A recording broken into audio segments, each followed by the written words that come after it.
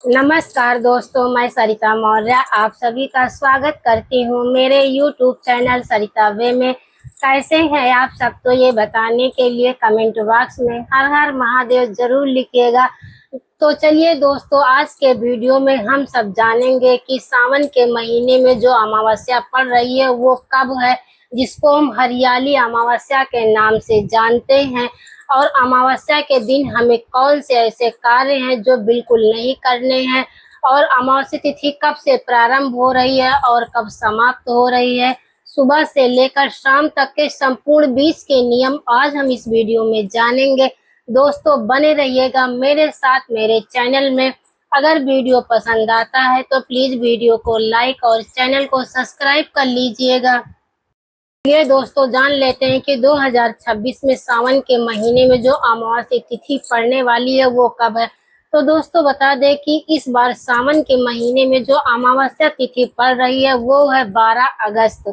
दिन पड़ा है बुधवार। तो बुधवार का दिन पड़ा है तो इस दिन हम पीपल वृक्ष की भी पूजा कर सकते हैं और तुलसी वृक्ष की भी पूजा कर सकते हैं। दोस्तों बहुत ही अच्छा दिन पड़ा है तो इसलिए हम पीपल वृक्ष की भी पूजा कर सकते हैं और जो है तुलसी की भी पूजा कर सकते हैं। तो दोस्तों इस दिन हम सुहागिन महिलाओं को बाल बिल्कुल नहीं धुलनी है। अमावस्या और पूर्णिमा के दिन तो वैसे भी हम बाल नहीं धुलते हैं। बहुत सी बहनें जो बुधवार को बाल धुलती हैं, लेकिन इस बार अमावस्या तिथि पड़ी है तो हमें बाल नहीं धुलनी है। इस बात का आपको विशेष ध्यान रखना है।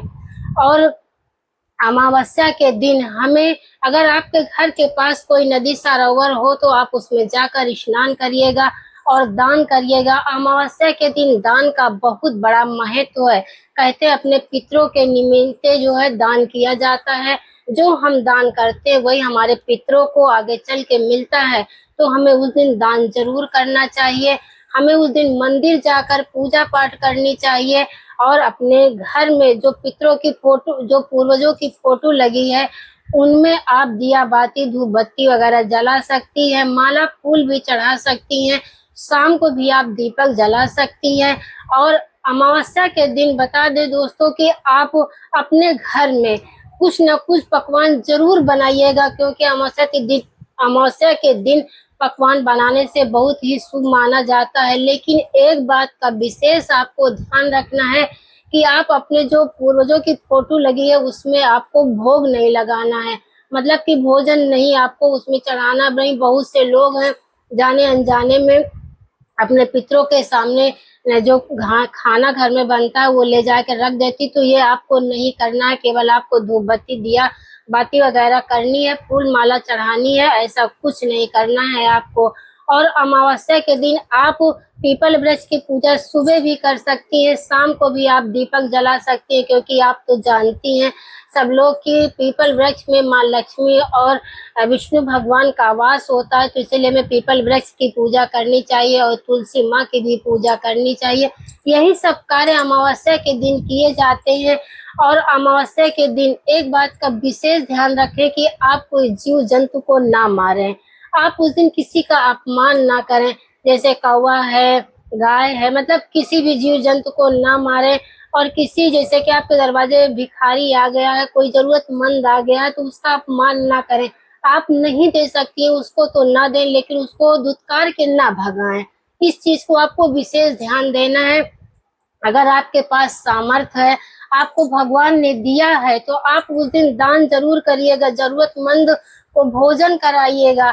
अगर आप उस दिन ब्राह्मण को भोजन कराती है तो आपके जो पूर्वज है उनको बहुत पुण्य मिलता है और आपको तो साथ साथ पुण्य मिलता है, क्योंकि कहते हैं कि पता नहीं किस रूप में हमारे दरवाजे पूर्वज मतलब कि आ जाए, तो उस दिन हमें दान और स्नान जरूर करना चाहिए।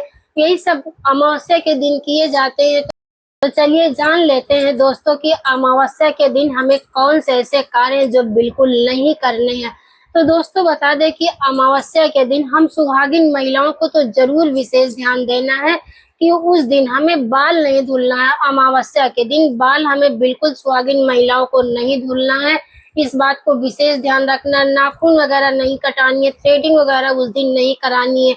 अगर मतलब कि बचा सके तो पुरुष भी बचा सकते हैं बाल वगैरह कटिंग कराने से। अगर नहीं मानते हैं तो पुरुष वगैरह तो नहीं चलता है क्योंकि वो बाहर जाते हैं, लेकिन महिलाओं को तो बिल्कुल नहीं करना है। इस बात को विशेष गांठ बांध कर रखनी चाहिए।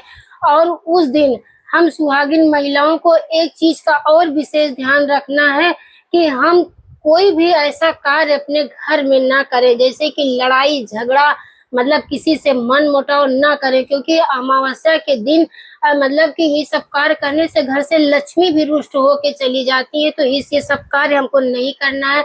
और दोस्तों, अमावस्या के दिन एक बात का हमें विशेष ध्यान रखना है कि अमावस्या जब भी पड़े तो हमें कोई शुभ कार्य नहीं करना है। जैसे कि हमें नई साड़ी वगैरह नहीं निकाल के पहननी है, नई चूड़ी नहीं पहननी है, नई बिंदी नहीं लगानी है, क्योंकि अमावस्या के दिन शुभ कार्य नहीं किए जाते। तो सबको पता है, बड़े बुजुर्ग भी सिखाते हैं कि अमावस्या और परेवा के दिन कोई ऐसा कार्य ना करो जिससे कि हमें बाद में पछताना पड़े। तो मतलब कि अमावस्या के दिन कोई नए कार्य नहीं किए जाते हैं, जैसे कि गृह प्रवेश हो गया, दुकान का उद्घाटन होगा, हमें ये सब कार्य नहीं करने। कोई नई वस्तु जैसे खरीदनी है तो अमावस्या के दिन आप ना खरीदें, बल्कि उसके दूसरे तीसरे दिन आप खरीद लीजिएगा, लेकिन अमावस्या के दिन ये न खरीदें। तो ये भी क्लियर हो गया। तो चलिए दोस्तों, अब जान लेते हैं कि हमें अमावस्या के दिन कौन सा ऐसा कार्य जो विशेष रूप से करना है। तो हम आपको बता दें कि उस दिन हम महिलाओं को ब्रह्म मुहूर्त में उठना चाहिए और उस दिन अपने घर की साफ सफाई करनी चाहिए। और अपने घर में या कोई तीज हो, त्योहार हो, या कोई बड़ा सा अनुष्ठान हो, यज्ञ हो, हवन हो, कुछ भी आप जब करवाना चाहती तो अपने घर में सबसे पहले गंगा जल का छिड़काव करें। अपने घर की मतलब नकारात्मक ऊर्जा को समाप्त कर गंगा जल जरूर छिड़कना चाहिए। अपने घर को पवित्र करना चाहिए। ये कार्य हमें विशेष रूप से ध्यान देना है। यही सब कार्य अमावस्या के दिन किए जाते हैं। दोस्तों, अमावस्या के दिन हम महिलाओं को या पुरुषों को किसी को भी देर रात तक बाहर नहीं घूमना है। जैसे गांव है, खेत है, खलिहान है, बाग है, बगीचा है, तो हमें इन सब जगहों पर देर रात तक नहीं घूमना चाहिए। गर्भवती महिलाओं को इस बात को विशेष ध्यान रखनी है।